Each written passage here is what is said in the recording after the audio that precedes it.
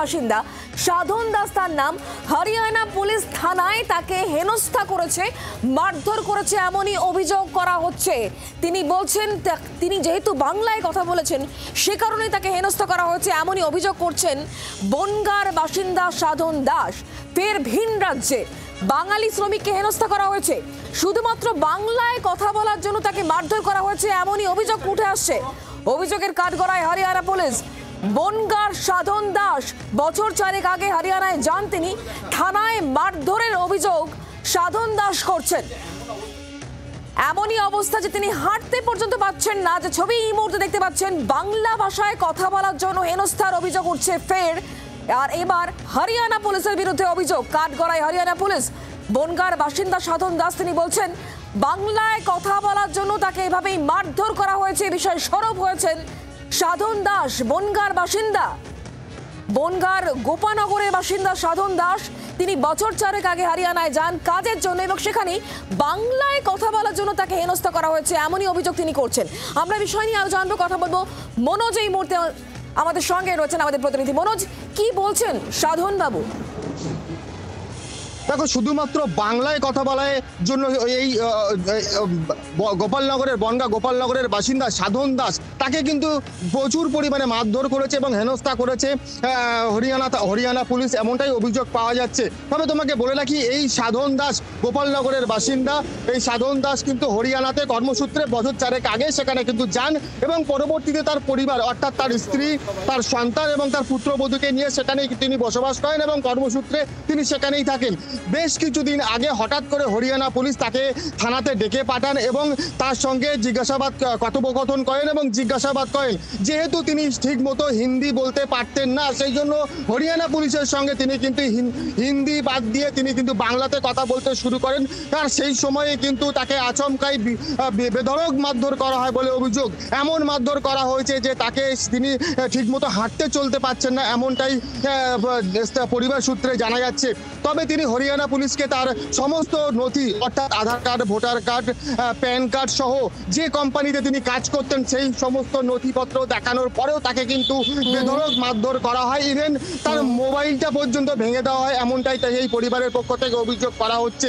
পরবর্তীতে তিনি কিন্তু মারধর, ফোন কেড়ে নেওয়া হয়েছে, ভেঙে ফেলা হয়েছে ফোন, এমনই যখন অভিযোগ উঠে আসছে। মনোজ, তুমি আমাদের সঙ্গে থাকো। সাধন দাস যাকে মারধর করা হয়েছে বলে অভিযোগ, কি বলছেন তিনি, তার বক্তব্য শোনাবো।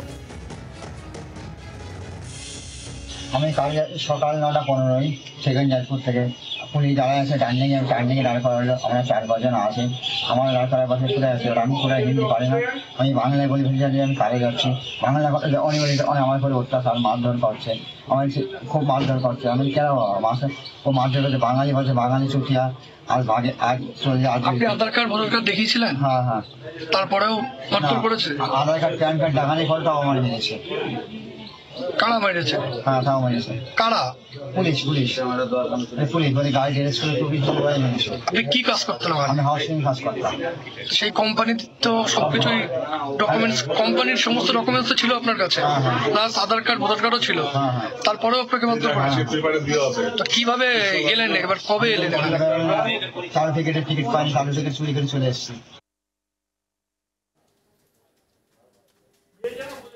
বিজেপি নেতা সজল ঘোষ এই মুহূর্তে আমাদের সঙ্গে রয়েছেন টেলিফোন লাইনে। সজল দা, বনগাঁর বাসিন্দা সাধন দাস তিনি অভিযোগ করছেন যে বাংলায় কথা বলার জন্য হরিয়ানা পুলিশ তাকে মারধর করেছে, তার ফোন কিনে নেওয়া হয়, ভেঙে ফেলা হয় তার ফোন, এমনই অভিযোগ তিনি করছেন। কি বলবেন? যদি এটা হয়ে থাকে তাহলে এটা অত্যন্ত দুর্ভাগ্যজনক ঘটনা। হরিয়ানা পুলিশের কোমরে দড়ি বেঁধে টেনে নিয়ে আসা উচিত। কিন্তু এটা হয়েছে কি হয়নি সেটা আগে প্রমাণ নিয়ে তারপর এটার পাবলিসিটি হলে ভালো হয়, নাম্বার 1। নাম্বার 2, গতকাল আনোয়ার খান তারাতলা অঞ্চলের ফিরাদ হাকিমের অত্যন্ত স্নেহধন্য তার অঞ্চলেরই কাউন্সিলর, তিনি ভারতীয় জনতা পার্টির মহিলাদের উদ্দেশ্যে হিন্দিতে কুত্তা কুতিয়া খতম করে দেবো, এগুলো কোন ছিল? এটা কোন আপনার ভদ্রলোকের ভাষা? আমি জানতে চাই তাদের বিরুদ্ধে কি ব্যবস্থা হয়েছে। এরাও তো হিন্দিতে বলেছে এবং বাংলার মায়েদের উদ্দেশ্যে এরা নারী বিদ্বেষী কতটা শুনুন। বলছে কুতিয়া, 2 কুত্তা 1 কুতিয়া, এই যাদের ভাষা, হ্যাঁ, দয়া করে তাদের প্রভোকেশনে, তাদের ন্যারেটিভে আমাদের যেন কারোর চলতে না হয়। আপনারা একটা, আমি আপনাদের জ্ঞান দেওয়ার রাখি না, ধৃষ্টতা রাখি না, এত বড় একটা চ্যানেল, আমি আশা করব চ্যানেল সেটাই প্রচার করবে যে যা আমরা এই বিষয়ে সত্য এবং দেখিয়েছি উইথ সজলদা, ডকুমেন্ট। আপনার জন্য জানিয়ে রাখি আমরা এই বিষয়ে জানিয়েছি, দেখিয়েছি আমরা। না না, দেখাবেন, এটা একটু ভালো করে দেখাবেন, বড় করে দেখা যাবে। কলকাতা শহরের মুখে যদি এমন অবস্থা হয়, হরিয়ানার খবর এত বড় হতে পারে, তাহলে কলকাতার খবরটা কত বড় হওয়া উচিত?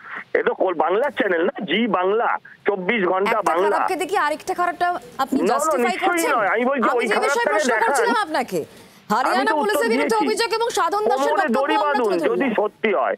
আমি সহজ শুরুতেই বলেছি, কোমরে দড়ি বাঁধুন যদি সত্যি হয়।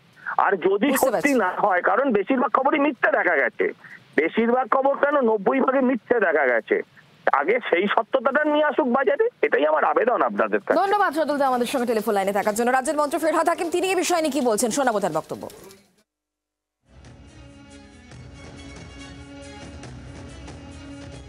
বঙ্গভঙ্গের সেই ব্যথা যেটা রবীন্দ্রনাথ ঠাকুর তার হৃদয়ে নিয়ে এই 22শে শ্রাবণ আমাদের ছেড়ে চলে গেছে, সেই ব্যথা আবার উস্কে দেওয়ার চেষ্টা হচ্ছে। আমাদের বাংলাদেশি, আমাদের ভাষাকে বাংলাদেশি ভাষা, আমাদের ভাষা বাংলাদেশি ভাষা নয়। আমি ধন্যবাদ জানাই আমাদের মুখ্যমন্ত্রী মমতা বন্দ্যোপাধ্যায়কে, তিনি গর্জে উঠেছেন এর প্রতিবাদে। সেই দিন এর বিরুদ্ধে রাস্তায় নেমেছিলেন রবীন্দ্রনাথ ঠাকুর, আজকে রাস্তায় নেমেছেন আমাদের মুখ্যমন্ত্রী মমতা বন্দ্যোপাধ্যায়।